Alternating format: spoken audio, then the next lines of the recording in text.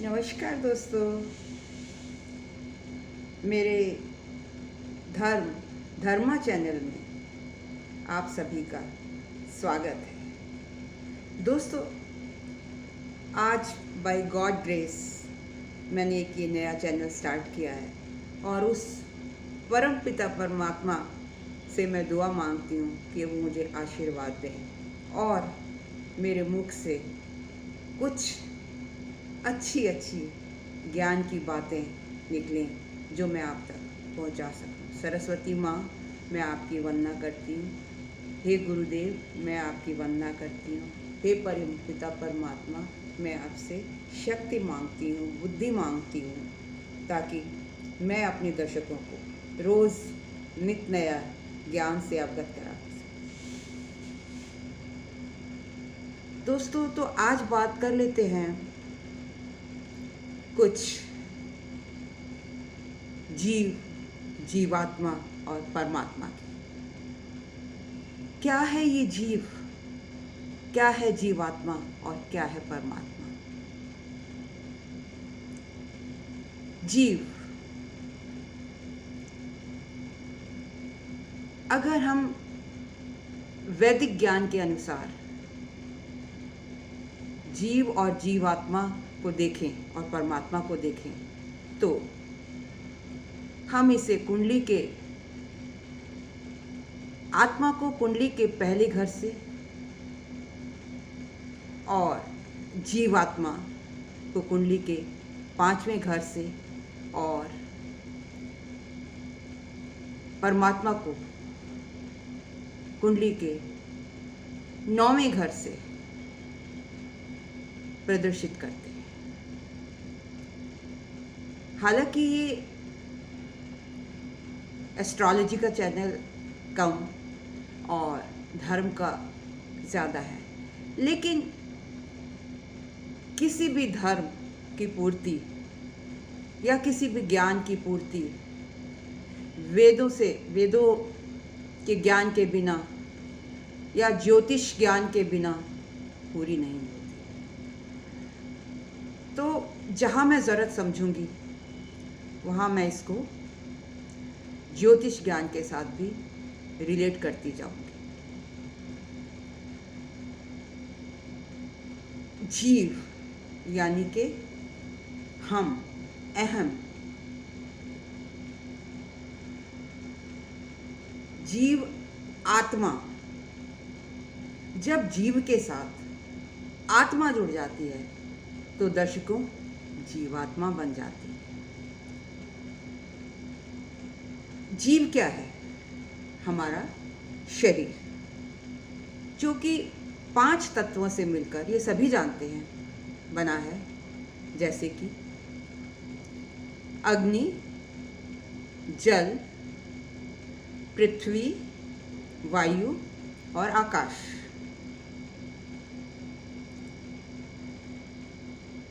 और ये 5 तत्व का हमारा शरीर जब इस दुनिया में आता है तो बहुत जल्दी हमारी आत्मा को अहम के साथ जोड़ देता है। मतलब हम ये तो नहीं कहते ना, जीव मतलब मैं, कि मैं जीव हूँ। जीव के साथ हम अपने नाम की संज्ञा दे देते हैं, जैसे कि मैं स्नेह हूँ, आप कृष्ण हैं, मैं कृष्ण हूँ, मैं स्नेह हूँ, मैं राधा हूँ, इत्यादि इत्यादि। मतलब जीव ने अपने साथ अहम को जोड़ लिया। और जब इस दुनिया में आते हैं तो जीव आत्मा के साथ मिलकर अहम को जोड़ देता है, और यही हमारे विनाश का कारण है। हमें करना क्या है? हमारे गुरुओं के, हमारे पुराणों के ज्ञान के अकॉर्डिंग, और जहाँ तक मेरा अपने ज्ञान के अकॉर्डिंग, गीता के ज्ञान के अकॉर्डिंग, हमने सुना है कि अहम ब्रह्म अस्मि, मतलब अहम शिवो अस्मि, मतलब मैं ही शिव हूँ, मैं ही ब्रह्मा हूँ, मैं ही सब कुछ हूँ। जी हाँ, मैं सब कुछ हूँ, लेकिन परमात्मा की प्राप्ति कैसे होगी? परमात्मा की प्राप्ति मैं ब्रह्म स्वरूप कब होंगी? परमात्मा की प्राप्ति का मतलब है ब्रह्म स्वरूप होना। इंसान ब्रह्म स्वरूप कब होता है?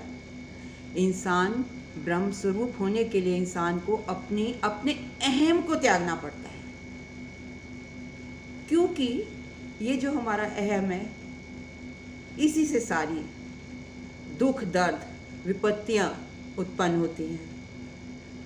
अगर हम जीवात्मा से अहम को अलग कर दें तो हम परमात्मा स्वरूप हो जाएंगे। और ये जो सेइंग है, अहम ब्रह्म अस्मि, अहम शिवम अस्मि, ये सार्थक हो जाएगा। तो आज के अध्याय में हमें सीखना क्या है? हमें मोक्ष की तरफ जाना है। मोक्ष की तरफ हम कैसे जाएंगे? देखिए, जन्म जन्मांतरों से हम अपनी आत्मा पर संस्कार जमा करते आ रहे हैं। हमारी आत्मा पर संस्कार इकट्ठे होते जाते हैं और उसके अकॉर्डिंग ही हर व्यक्ति उन संस्कारों के अकॉर्डिंग ही बिहेव करता है। इसीलिए हर व्यक्ति का ओहरा, हर व्यक्ति का ज्ञान एक दूसरे से अलग होता है, क्योंकि उस संस्कार संचित कर्मों के रूप में संस्कार उसकी आत्मा पर उन्होंने एक छाप छोड़ दी है। तो हमें क्या करना है? एक एग्जाम्पल देती हूँ। आत्मा को समझ लीजिए, एक शीशा है, पारदर्शी शीशा या एक लुकिंग ग्लास, जिसमें हम अपना चेहरा देख सकते हैं। लेकिन दोस्तों, अगर इस शीशे पर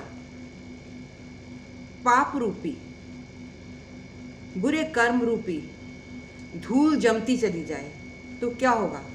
ये शीशा धुंधला हो जाएगा और तब क्या हम अपना चेहरा देख पाएंगे? नहीं देख पाएंगे, और देख भी पाएंगे तो धुंधला देख पाएंगे। तो इसी तरीके से हमने अहम को अपनी आत्मा के साथ जोड़कर, जीवात्मा के साथ जोड़कर दुखों को ग्रहण कर लिया है और हम परमात्मा में लीन होने से वंचित रह गए।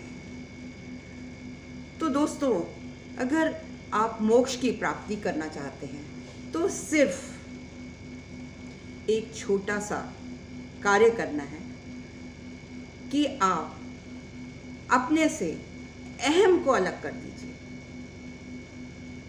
ये करना बहुत मुश्किल है, लेकिन आप जब संकल्प लेंगे, और जब इंसान कोई संकल्प लेता है, संकल्प का मतलब कि आप अपने आप से कहते हैं कि मैंने ये कार्य की पूर्ति करनी है। जैसे कि पूजा शुरू करने से पहले हर इंसान जल लेता है हाथ में और संकल्प करता है। ज्ञानी लोग, पंडित लोग आपसे संकल्प करवाते हैं। तो इसी तरीके से आपने एक संकल्प लेना है कि मुझे अपनी आत्मा से माँ मतलब अहम को अलग कर देना है। और जब आप ऐसा सोच लेंगे तो धीरे धीरे करके जो आत्मा रूपी शीशा है, दर्पण है, और जन्म जन्मांतर से हम अपने बुरे कर्मों के द्वारा उस पर जो धूल जमाते चले आए हैं और वो शीशा हमारा धुंधला हो गया है, वो आत्मा कैसी हो गई है? धुंधली हो गई है। हम उसमें अपना चेहरा नहीं देख पाते। बस उसको साफ करना है। सिर्फ इतनी सी तो बात है। गीता में भी श्री कृष्ण ने कहा है कि तू कर्म करता जा, फल की इच्छा मत कर। तो आपने निस्वार्थ भाव से यही कर्म करना है कि अपनी आत्मा से, अपने आप से अहम को दूर कर देना है। और जब अहम दूर हो जाएगा तो ना आपके मन में द्वेष होगा, ना आपके मन में लोभ होगा, ना कोई लड़ाई होगा, ना कोई झगड़ा होगा। सब पाप कर्मों की जड़ तो अहम है ना। ये मेरा है, ये उसका है, ये तेरा है। मेरा तेरा कुछ भी नहीं है। ये शरीर तो मिट्टी है, 5 तत्वों से बना है और 5 तत्वों में ही मिल जाना है। जो प्राण शक्ति है वो क्या है? प्राण शक्ति हमारी आत्मा है। बस हमने उसी को बनाए रखना है, उसी को बढ़ाना है, अपनी प्राण शक्ति को बढ़ाना है। देखिए, अगर हम ज्योतिष ज्ञान की बात करते हैं तो उसमें भी 9 ग्रह होते हैं। जैसे सूर्य, हमारा शरीर अग्नि तत्व से बना है तो सूर्य अग्नि तत्व है।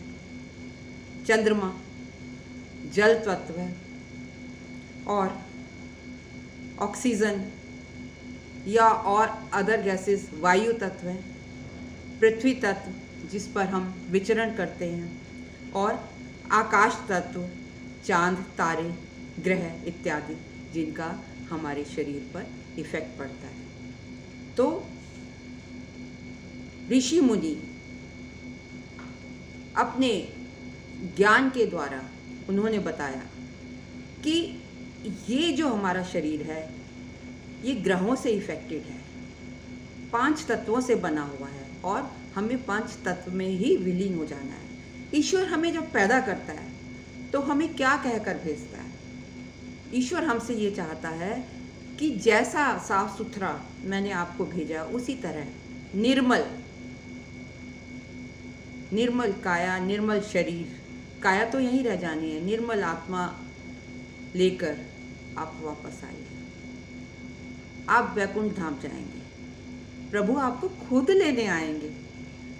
हमें प्रभुमय बनना है और उस बनने के लिए आज के अध्याय में मैं सिर्फ आपको इतना ही कहना चाहती हूँ कि आप अपने अहम को त्यागने का प्रयत्न कीजिए, निस्वार्थ भाव से सेवा कीजिए।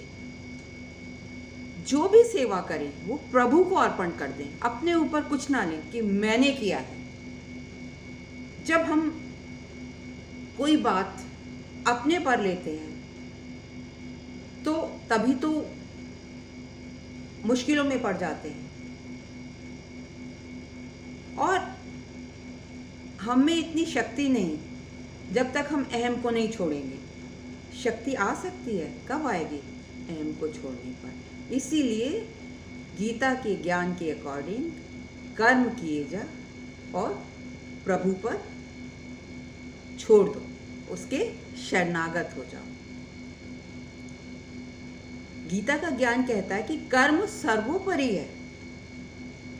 तो आप आज से क्या शपथ लेंगे कि हम अपने अहम का त्याग करेंगे और तभी हमें मोक्ष की प्राप्ति होगी। हम ईश्वर के चरणों में बैठ सकेंगे। हम उस परम पिता परमात्मा, जीवात्मा उस परम पिता परमात्मा जैसी हो जाती है, उसमें लीन हो जाएगी। जब अगर आप उससे हटाना क्या है? सिर्फ मैं को हटाना है, अहम को हटाना है। तो दोस्तों, अगर आपको मेरा वीडियो पसंद आया हो तो लाइक, कमेंट, सब्सक्राइब ज़रूर कीजिए। धन्यवाद अपना कीमती समय देने के लिए। मैं एक तुच्छ वस्तु हूँ, मुझे कोई ज्ञान नहीं है, मैं आपके सहारे चलती हूँ। तो मैं आपको निवेदन करती हूँ कि आप भी अगर चाहेंगे तो हम एक ऐसा ग्रुप बनाएंगे जिसमें सभी अपने ज्ञान को कंट्रीब्यूट कर पाएंगे और पूरे संसार में फैलाने का प्रयत्न करेंगे, ताकि हम आसानी से हमारी आत्मा, हमारा शरीर उस परम पिता परमात्मा के चरणों में विश्राम कर सके। तो नमस्कार, आज के लिए इतना ही। जल्द आती हूँ एक नए टॉपिक के साथ, नए वीडियो के साथ, और मैं उस परम पिता परमात्मा का धन्यवाद करते हुए अपनी वाणी को विश्राम देती हूँ। नमस्कार।